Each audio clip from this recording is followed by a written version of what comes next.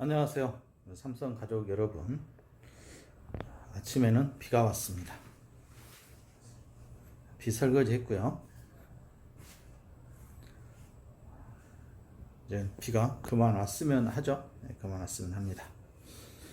우리의 알리바바도 이제 상승 추세에 진입했으면 좋겠고요. 자, 오늘은 8월 주식시장의 명언들, 또 우리가 새겨드려야 될 만한 그런 글귀들을 함께 이야기 나누고 있습니다. 오늘은 거대한 음모입니다. 오늘 내용은 불편할 수도 있습니다. 그렇지 않아도 우리 가족분들 중에서 좀 서서히 이탈하고 계시는데, 오늘 내용은 조금 이건 뇌피셜이니까 불편하시면 여기까지만 듣고 안 들으셔도 되겠습니다.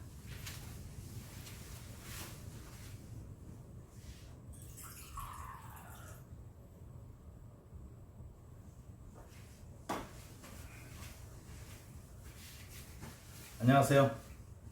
자, 주식시장 명언 격언 우리가 경구들 살펴보고 있는데요.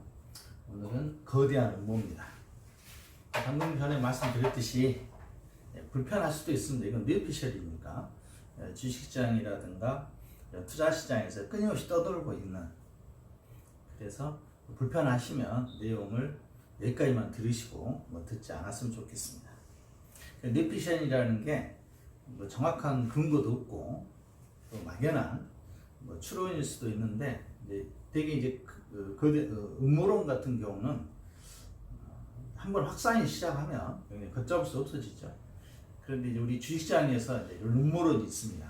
이것도 우리 주식시장의 투자의 또 일부니까, 우리 가족분께서 환율이 상승을 하게 되면 어디에 투자해야 되냐 이렇게 말씀드리는데요. 이건 제가 몇 차례 강의에서 언급을 했습니다. 환율이 한번 오버슈팅이 나와야 국내 주식시장도 안정이 될 거고, 전체적으로 전 세계에서도 좀 안정이 될 거다, 이런 표현을 썼죠. 그래서 지금 현재는 이 달러가 미국으로 흘러가고 있는 거죠. 미국으로 흘러가면서 신흥국, 우리는 여기에 포함되니까 여기는 자금들이 지금 미국으로 가고 있습니다. 금리가 상승하면서 신국의 주가는 힘들고, 우리가 IMF라든가 외환위기 이미 겪었죠. 그런데 그 당시보다는 지금 현재 우리나라의 경제 체력이 좀 튼튼해진 겁니다. 그래서 1340원, 우리가 지금 과거로 얼마 전으로 돌아가면 1150원 정도에서 투자를 여러분들하고 지금 이야기를 나누고 있거든요. 그래서 금리는 1400원 정도까지는 열어두고 환율은 이렇게 투자해야 되겠습니다, 이렇게 몇 차례 언급을 해드렸는데요. 그렇다고 해서 우리가 자금이 크면 어마어마한 자금으로 리밸런싱을 할 정도 자금이라면 달러 예금 쪽에 달러를 투자했다든가 달러 표시에 어떤 관계된 것들을 투자할 수 있었는데, 지금 저희가 리밸런싱은 내년으로 좀 미뤄져 있고 지금 자산을 형성하는 과정이기 때문에 달러 투자를 못했죠. 그 대신에 우리는 달러로 표시되어 있는 주식에 지금 사고 있는 거죠. 그것도 레버리지 3배째를 사고 있으니까 굉장히 어떻게 보면 변동성에 노출되어 있는, 그래서 좀 창피하다고 제가 이렇게 몇 차례 말씀드렸습니다. 투자하는 입장에서는 변동성의 노출을 그대로 막고 있으니까 태풍 속에 우산 하나 들고 다니다가 우산이 지금 찢어져 있는 거죠. 찢어져 있습니다. 세찬 비바람 속에 지금 우산 하나 들고 갔는데 지금 찢어져 없습니다. 찢어져서 온 비를 막고 있죠. 태풍 속에 우산을 쓰고 간다는 자체가 무모했는데 그래도 가야죠. 가다 보면 태풍이 끝날 것이고 따사로운 햇빛이 기다리고 있을 겁니다. 그래서 환율이 상승하게 되면 초기에는 별거 할 게 없어요. 일단은 달러 표시로 되어 있는 채권에 투자를 해야 되는데, 채권에 투자해야 되거든요. 그런데 채권에 투자할 수가 없었죠. 왜냐하면 금리가 상승 중에 있었기 때문에. 채권 미국 금리를 0.25 이 정도였잖아요. 0.5. 이 정도에서 어떻게 투자하겠습니까? 이미 점도표 상에서는 3% 이상, 3에서 3.5%를 제시하고 있었잖아요. 그러니까 채권에 투자할 수가 없었죠. 가장 간단한 방법은 그냥 달러를 사는 방법인데, 달러를 사신 분들은 있습니다. 물론 자금이 크신 분들은 달러 사놔서 지금 한 20% 이상의 수익이 발생했으니까, 환율에서 20%면 어마어마하거든요. 그렇다고 해서 우리가 환율 쪽에서 선물 시장에서 환율을 선물로 사기에는 리스크가 좀 있죠. 왜냐하면 지나 보면 지금 이 가격까지 왔지만 출렁출렁 할 때 이미 로스컷 당했을 겁니다. 담보 부족이었겠죠. 레버리가 크니까. 그래서 지금 저는 어쩔 수 없는 상태에서 지금 우리의 자금을 모아서 꿈을 이루어야 되니까 태풍 속에 비닐 우산 하나 들고 나섰다가 지금 이렇게 막바지 와 있는 것 같은데, 막바지 옷도 다 젖고 우산도 찢어지고 주변에 아무도 없고 이런 상황인 거잖아요 지금. 그래서 지금 환율이 우리나라 원화로 보면 1340원 정도 되니까 뭘 해야 되냐? 주식을 사야 됩니다. 실제로는 이 주식을 사는 게 가장 이상적이에요. 그런데 국내 주식에서 어떤 종목을 사야 될지는 서로 상황이 다르니까, 그래서 외국인들이 매수 종목을 철저히 따라갈 수밖에 없습니다. 외국은 이제 미국으로 보냈던 달러를 다시 우리나라로 가지고 오면, 그렇잖아요. 자기들은 1,100원대, 1,000원대부터 계속 팔아제꼈잖아요. 몇십조를. 그 돈이 미국으로 갔다가 미국에서 나름대로 수익을 창출하고, 또 그 달러를 이 가격으로 좀 가져오니까 한 20% 일단 안전 마진을 확보한 차원에서 좀 주식을 사들어갈 수 있으니까. 그러니까 주식도 빠져 있잖아요. 주식이 지금 하락했으니까.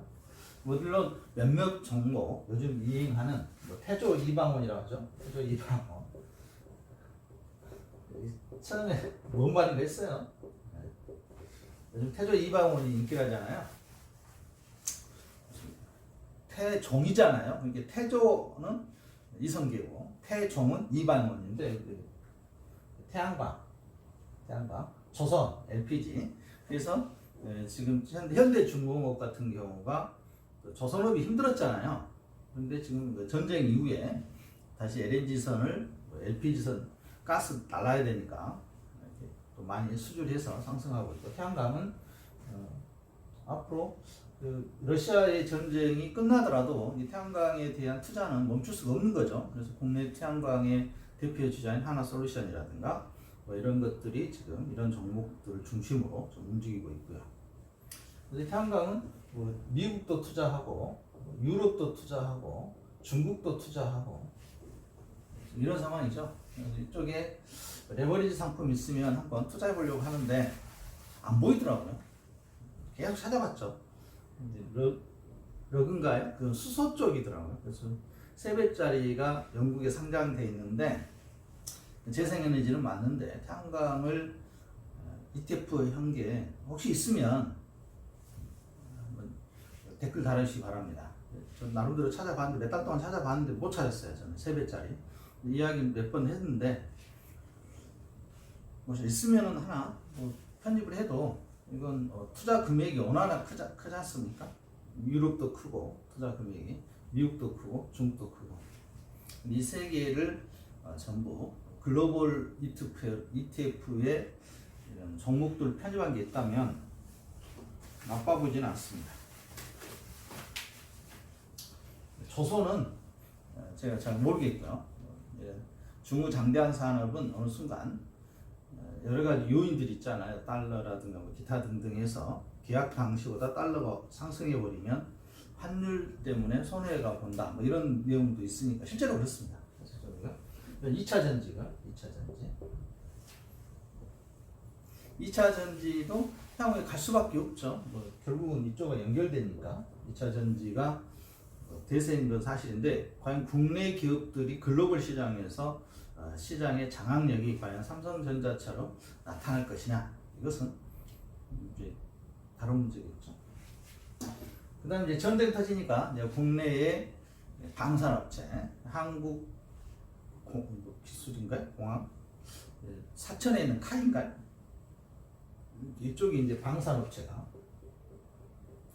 이제 무기 수출과 관련돼서 대표적인 우리나라 방산업체는 한국화약 쪽이었는데 한국 하나죠. 하나 계열이 방산업체. 현대 로템인가요? 이런 쪽이 방산업체가 좀 각광받고 있는 것 같고요. 그 다음에 이거하고 좀 상반된 건데 국내에서는 지금 원자력 다시 석유를 대체하려면 그렇잖아요. 가스나 이런 것보다는 원자력에 대한 또 수요가 국제적인 수요가 전쟁 이후에 또 늘어나고 있는 거죠. 이쪽하고 이쪽 같이 늘어나고 있는 거죠 지금. 국내에서는 재생에너지 이번 정부에서는 거의 포기 상태잖아요. 그런데 하나솔루션은 그냥 국제 경쟁력 때문에 오른 거고 국내에서는 원자력에 대한 다시 사업을 정책을 펼치겠다. 그래서 지금 올라가고 있는 것 같습니다. 태조 이방원이라고 요즘 만들기도 잘 만드네. 예전에는 17년도인가요? 17년도, 18년도에 끌었던 것을 우리가 주가지수 2,400까지 올렸던 때는 차화정이라고 했죠. 차화정이었는데 지금은 태조 이방원이 또 신규로 사람들 모으고 있습니다. 또 이와 관련된 또 ETF가 나오겠죠. 그때 되면 거의 상투입니다. 수익 안 납니다. 이미 수익 났잖아요. 근데 이 중에서 이제 물론 주도주가 나오긴 합니다.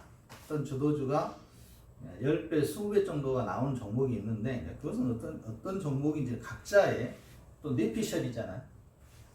그래서 흐름을 보면 이 환율에 의한 외국인 투자가들의 이 정도 가격으로 이런 종목들을 지금 사들어 가고 있는 건 사실 같아요. 그다음에 시장 차별화가 되겠죠. 지금 정도의 시장의 체력이라면 소수 몇 개 종목만 약간의 시장에 따뜻한 게 온기를 불러주더라도 이제 그쪽으로 정리하고 이쪽으로 사들어갑니다. 이게 투자자의 심리거든요. 저기에 사들어가야 되는데 못 들어가죠. 이런 종목들은 지금 신고점 나온다고 그러죠. 올해 역사적 고점은 아니고 지금 현재 고점, 올해 고점은 지금 나오고 있다. 이럴 때 이제 투자의 포인트가 되기도 하는데 우리하고는 좀 관련이 없고요. 그래서 지금 현재 환율이 오르게 되면 초기에는 그냥 달러 산 게 제일 낫고요. 어느 정도 수익 훨씬 시장에서 발작을 일으켜야 되는데 지금 우리나라는 발작이라고 하기에는 1340원이면 너무 정상적으로 오는 것 같아서 여기서 과연 한 번 더 발작을 할지 이게 이제 음모론에 들어갑니다. 이제부터는. 지금까지는 제가 정상적으로 왔다고 봐요. 그래서 환율과 관련해서 몇 차례 언급을 했었는데 이 정도 가격이면 정상적으로 온 거고 1,400원 1,400원을 과연 돌파시켜서 발작을 일으켜서 시장 참여자 공포를 주고 항복을 이끌어내고 주식이라든가 채권 금리도 지금 올라가 있잖아요. 국내도 2점 지금 5 정도인가요? 미국하고 지금 역전 한 번 더 올리겠죠. 이제 9월달에 그렇게 되면 미국보다 이제 앞설 텐데 그런데 그때 채권 들어가죠. 그래서 환율이 상승하게 되면 두 개 사죠. 먼저 채권부터 삽니다. 국내 채권 사고 그 다음에 이제 그 동안에 국제 경쟁력이 있는 주식들을 외국인들이 사들어가죠. 시장 규모는 채권이 크죠. 채권이 큽니다. 지금 채권 시장의 딜러들은 지금 악몽입니다. 어느 정도 진정이 된 것 같은데 모르겠습니다. 그래서 이제 지금부터 이제 음모론입니다. 여러분들 어떻게 생각하십니까? 지금 현재 1340원대를 오버슈팅 하겠다. 아니면 이 정도에서 충분히 우리나라 지금 정부의 정책 관계자들의 능력이면 방어하겠다. 네. 근데 참 묘하게 방어를 못했던 것 같습니다. 이게 정부 정책에 따라서 시장주의자들이 정권을 잡을 때는 이게 재정 정책을 통한 정책과 시장 정책을 통한 정책이 있는데 정책에서는 대부분 시장 정책을 취할 때는 오버슈팅이 나와요. 과거로 돌아가면 전부 시장 정책주의자들입니다. 시장 정책을 취했던 정부의 스탠스에서는 아니까 외국이 지금 그 음모론자들이 공격하는 헤지펀드 애들이 투기성 자금들이 시장을 이해를 하고 있는 거죠. 지금 정부 정책이 하기 때문에 오버슈팅을 반드시 만들어냈거든요. 근데 이제 재정정책 중심으로 가면 못 만들어냅니다. 그래서 이제 재정정책은 국가가 개입을 해서 어느 정도 최대한 방어를 하려고 하잖아요. 워낙 방범이 퍼지니까. 근데 시장경제는 보이지 않는 손, 시장에 그냥 맡기면 알아서 작동한다 이런 논리이기 때문에 오버시스템을 만들어내는데 이건 지금부터는 이제 음모론이죠. 음모론. 여러분들은 어느 쪽에 베팅하시겠냐 이건. 근데 지금 우리가 투자하고 있는 것은 알리바바, 바삼 쪽이기 때문에 그쪽은 약간 재정정책이죠. 국가가 통제가 심하니까. 그래서 환율에 의해서 미국 쪽의 자금들이 홍콩을 달러를 한번 공격했었죠. 그리고 유안화까지 공격하려고 했는데 서로 휴전한 상태였죠. 그래서 서로 좋게 마무리했는데 우리나라는 규모가 작으니까 충분히 음모론자들의 구미에 맞죠. 네, 맞습니다. 그래서 저도 좀 지켜보고 있습니다. 지켜보고 있는데 이 상태에서 그냥 마무리되면 모두가 행복할 텐데 이제 정부 당국자들도 이제 정책 여기서 이제 언급을 하잖아요. 원래는 언급 안 해야 되거든요. 시장주의자들은. 근데 꼭 늦게 해요. 되게 보면 시장주의자들은 선제적으로 하는 게 아니거든요. 시장에 맡겼다가 시장이 통제할 수 없는 상태가 되면 이건 과도하다 싶으면 언지를 하는데 그래서 이제 어제 뉴스에 보면 개입하겠다. 환율시장에 개입하겠다. 이러니까 좀 주춤하잖아요. 그런데 이게 강도를 이제 체크합니다. 특이 세력들은 지금 정부 정책을 다시 한번 읽어보려고 하죠. 읽어보고 그러니까 시장주의 정책을 펼쳤던 정부에서는 한 번도 환율에 성공한 적이 없습니다. IMF 때도 시장주의자였잖아요. 외환위기 때도 시장주의자였죠. 지금 맞닥뜨리고 있는 여기도 시장주의자잖아요. 지금 우리 정부를 이해한다면 정책을 있는 시장주의자들이기 때문에 좋고 나쁜 게 아닙니다. 시장주의자가 있고 재정정책. 여기 통화정책이라고 보여지죠. 극단적으로 나눈다면 이렇게 나누는데 지금 정부 기존이 이쪽죠. 지금 미국의 정책은 이쪽이고 미국 민주당 정책은 이쪽이죠. 그래서 미국을 오면 민주당은 이쪽, 공화당은 이거죠. 공화당. 그래서 트럼프 정부에서는 시장 쪽이 맡기자는 주의였잖아요. 이제 또 강력하게 개입할 때는 하는데 좀 대체적으로는 그렇습니다. 그래서 지금 환율 시장에서 국내 시장을 바라볼 때는 물론 외국인들이 지금 이렇게 어떤 주도주가 될 만한 종목들은 사들어가는 것은 당연한 겁니다. 자기들 입장에서는 주가가 오른 게 아니죠. 환율 이익을 봤으니까.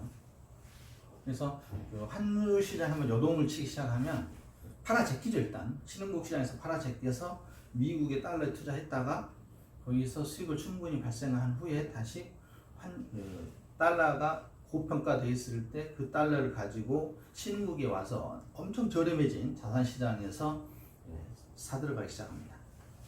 이게 하나의 패턴이죠. 패턴. 그런데 이걸 누군가가 움직이고 있지 않느냐 뭐 이런 것들이 지금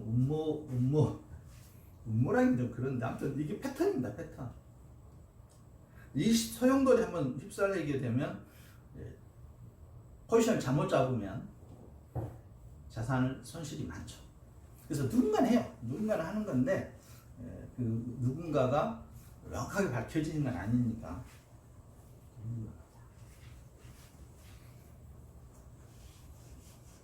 이제 시간이 어떻게 된가 모르겠는데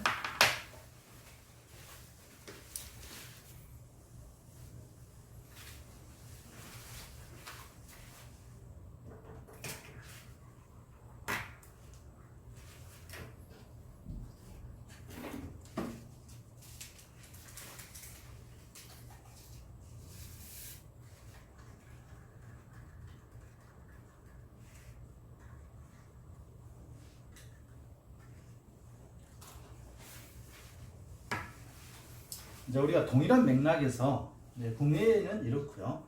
이건 뭐 국내뿐만 아니라 제3세계 신흥국 시장이 개발도상국 신흥국 시장이라고 하죠. 뭐 선진국과 신흥국. 우리나라는 신흥국 시장에 속하니까요. 이 신흥국 시장에 속하는 것은 어쩔 수 없습니다. 달러가 힘이 안 되기 때문에 힘 있는 기축통화가 아니잖아요. 달러로 움직이기 때문에 어쩔 수 없는 상황이고 이제 미국하고 중국을 한번 돌아보겠습니다. 미국하고 중국의 지금 음모라기보다는 미피셜. 지난 30년간의 세계관이 지금 변하고 있는 건 사실이죠. 미국과 중국의 지난 30년 우정은 지금 트럼프 때부터 좀 아웃되고 있죠. 아웃되고 있습니다.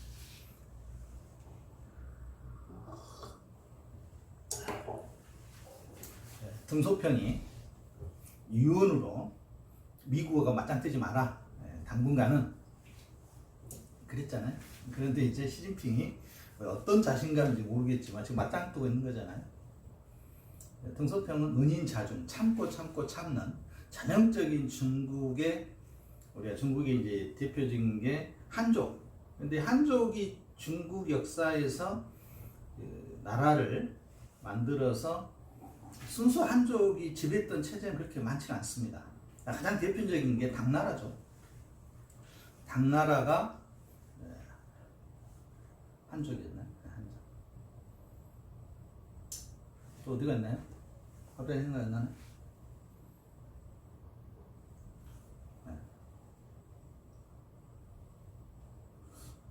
없죠. 송나라는 또 한쪽만 있고 그렇잖아요. 송나라는 역사가 좀 좁아졌고요.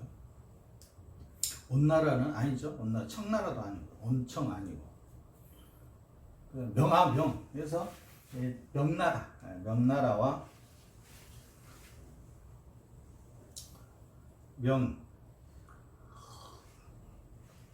명도 그렇게 아무튼 그렇습니다. 그래서 우리가 중국 역사를 이해할 때 순수 한족이 좀 많이 사는데 한족이 나라를 세워서 이렇게 태평성대를 이뤘던 것은 거의 잘 없어요. 그래서 이게 중국이라는 나라 체제를 좀 이해할 필요가 있는데 중국은 참는 거죠. 참는 겁니다. 중국 하면 인내. 등소평이 죽기 전에 유지로 뭐라고나 아무튼 미국하고 맞짱 뜨지 마라 한마디로 그랬는데 시진핑이 지금 맞짱 뜨고 있네. 지난 30년간은 서로 좋았죠. 윈윈했습니다. 우리나라도 마찬가지고 지난 30년은 중국하고 무역 규모가 어마어마하게 그리고 중국에서 우리를 바라볼 때의 무역 규모도 나쁘진 않죠. 근데 지금 현재 상황을 보자면 이렇게 둘이 이제 소비 국가하고 제조 국가로서 그렇지만 미국이 처음부터 소비 국가는 아니었잖아요. 그 전에 1, 2차 세계대전을 겪으면서 제조 국가였잖아요. 제조.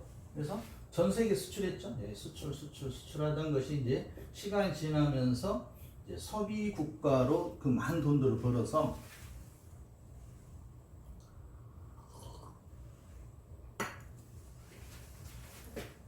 이제는 전 세계에서 다 들어오는 거죠. 배들이. 이런 말도 하죠. 거의 60%, 50% 이상은 미국이 소비하고 있다. 전 세계에. 소비를 하다 보니까 당연히 소비는 돈을 버는 게 아닙니다. 돈을 쓰는 거잖아요. 그래서 이것은 흑자. 적자할 수밖에 없죠.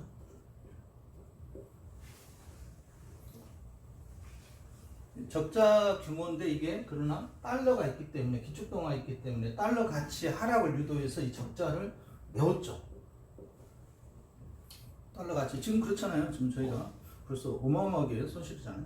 이렇게 달러에 의해서 차곡차곡 쌓아서 부를 창출했다가 한순간에 계속 망하고 했던 나라들이 아랍 쪽이죠. 대표적으로 사우디죠. 사우디 같은 경우 그 많던 오일머니에 의해 돈을 번 것 같은데 어느 순간 보니까 달러 가치가 하락이 있는 거죠. 중국도 똑같은 경험을 한 거잖아요. 중국도 경험했죠. 주위에서. 그러다 보니까 달러를 갖고 와서 창고에 쌓아놓기보다는 이 달러를 그냥 회에다 풀자. 달러를. 그래서 그쪽에서 이자를 받자. 이런 정책이었잖아요. 이게 1대1로 정책이죠. 그래서 그 후진국이라 하긴 그렇습니다만 대표적인 아프리카. 알고 보면 아프리카하고 중국하고는 아무런 관계가 없습니다.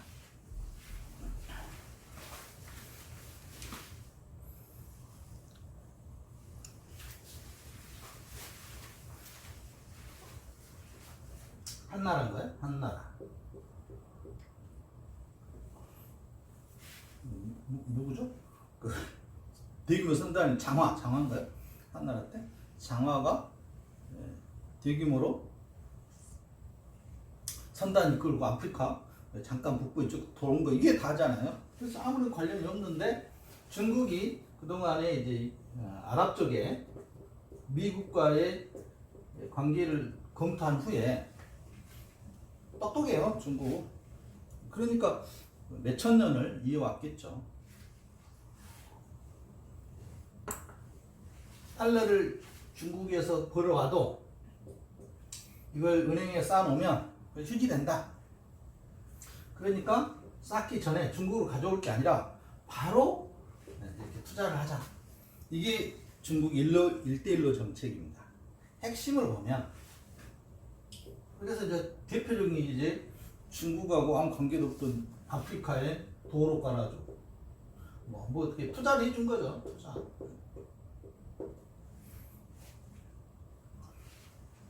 어마어마하게 번 돈으로 이제 제조니까 벌어서 번 돈으로 쌓아놓은 게 아니라 이렇게 투자한 겁니다. 그래서 여기서 이자를 받고 이게 이제 1대1로 정책의 저는 핵심이라고 보여집니다. 똑똑한 거죠.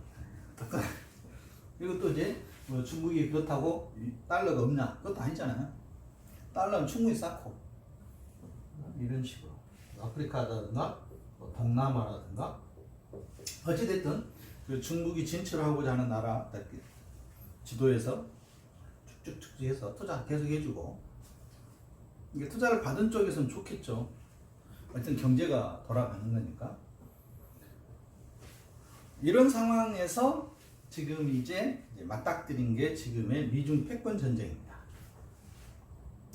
그러니까 중국은 저는 개인적으로 똑같은 미국이 걸었던 패턴대로 역사는 도니까 선미가 말한 것처럼 역사는 돌잖아요. 도는데 결국은 지금이 유럽에서 미국 쪽에서 미국 다시 동양으로 넘어와도 뭐 저는 나쁘지 않다고 보거든요.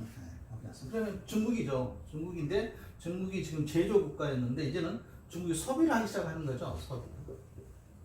그래서 그동안에 배들이 나갔는데 이렇게 이제는 물건을 싣고 이제 중국으로 들어오는 거죠. 이 과정에서 인플레이션이라든가 또 여러 가지 문제가 조금씩 발생하고 미국에 힘드니까 이제 둘이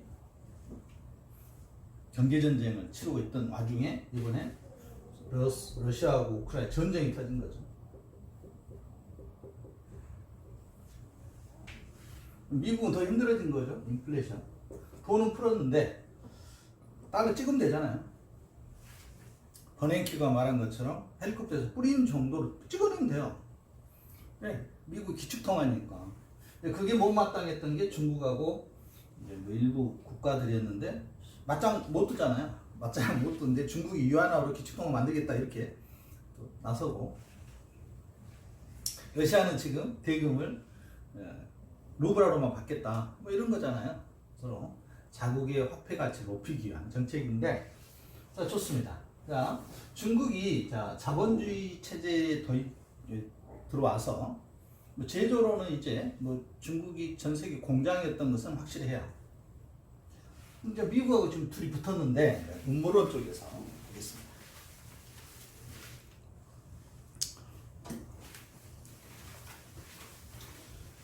30분이 넘어가네. 자, 그래서 1부만 하고요. 2부는 한 번 더 하죠. 이건 재밌네. 2부 한 번 하겠습니다.